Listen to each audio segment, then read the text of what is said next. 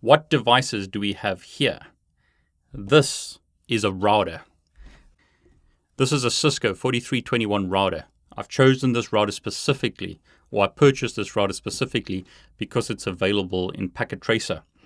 This is a Cisco 3560CX switch. Again, 3560 switches are available in Packet Tracer. You don't need to spend money buying all these devices. I've done that for you. Now, obviously, if you want to, you could buy physical equipment. It's nice in some ways to work with physical equipment, but for the CCNA, you don't have to use physical equipment if you can't afford it. Just use Packet Tracer. And I'll show you in a moment when I boot up this router and a switch and compare it to Packet Tracer, you'll see it's very, very similar. This is an example of a 2960 switch. What I like about these switches is they're fanless. So I have them on my desk here, and it doesn't make a lot of noise and mess up the recordings. But here we've got two interesting devices. They look very similar to each other. But what you'll notice, and these are older devices, is this is a Cisco ASA 5505. This is called a firewall.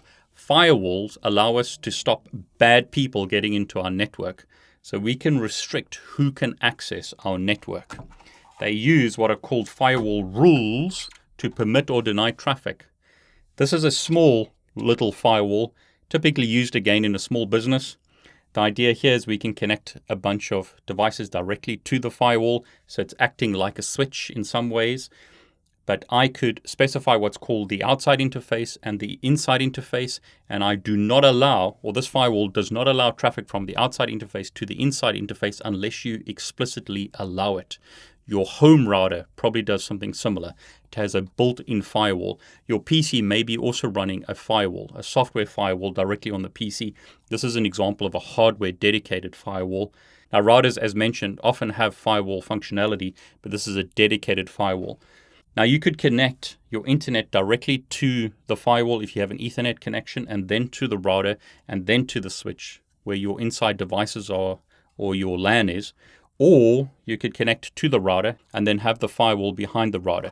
So you either have the firewall in front of the router or behind the router.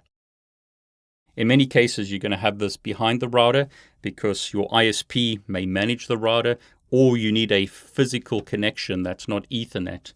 These devices typically only support Ethernet. Router will support other types of technologies, such as ADSL or cable as an example. So the internet connects to the router, connects to the firewall, which then connects to your switch in your internal network. Now here's another device, looks very much the same, but this is a wireless LAN controller. Another small wireless LAN controller. You'll notice the form factor looks exactly the same, but it has different functionality. This is used to manage access points. If you've only got one access point, it makes sense to manage the access point directly using what's called an autonomous access point. Autonomous meaning that you don't need a wireless LAN controller to manage it. But if you've got 100 of these or 500 of these, it's going to be a lot of work to manually configure every one of those access points. So rather than doing that, you use what's called lightweight access points. Some of these access points support both, so they can either be lightweight or they can be autonomous. Some of them have to be lightweight access points. Varies depending on which one you buy. But the idea is if I had 100 of these or 500 of these, they would register with the wireless LAN controller. Now, obviously, this is a small wireless LAN controller, so it's not going to support as many access points. But the idea is if I have 100 access points, they would connect to the wireless LAN controller. And notice this doesn't have as many ports as would be required. The wireless LAN controller and the bigger ones, even more so, don't have so many interfaces. They simply connect to switches. So the access points connect to switches. The wireless LAN controller connects to switches. Switches are there to provide lots of ports to connect to in the network. So the whole idea here is the wireless LAN controller will manage the access points. Rather than manually managing every one of the access points, you manage them through the wireless LAN controller. So the wireless LAN controller will manage, let's say, 100, 500 access points. Depends on the controller. Depends what it can support. So once again, here we've got a firewall. This is an older firewall, ASA. Today we have what are called next generation firewalls. They support features such as IPS or IDS. Now, intrusion detection, let me give you an analogy so that you won't forget what intrusion detection is. An IDS is like a dog. What a dog can do is help protect you by warning you when there's an attack taking place. Let's say you're sleeping at night, sleeping comfortably in bed. The dog, however, sniffs that there's an attacker, so an intruder. It sniffs that there's an intruder trying to break into your house. What does it do? It barks. It warns you that there's an intruder. It doesn't stop the attacker. It warns you that there's an attacker, and then you can do something to stop the attacker trying to break into your house. An intrusion detection system simply detects that there's a problem and then alerts you that there's a problem, and then you have to do something about it.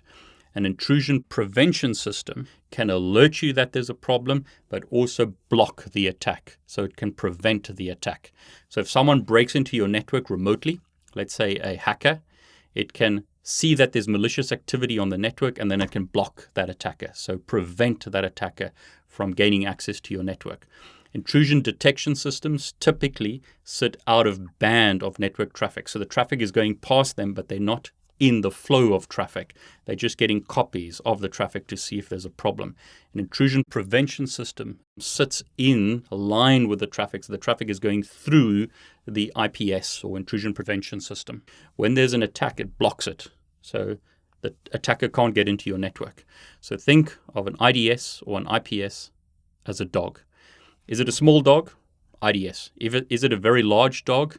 IPS can go and attack the attacker. Hopefully that analogy will help you never forget what an IDS or IPS is.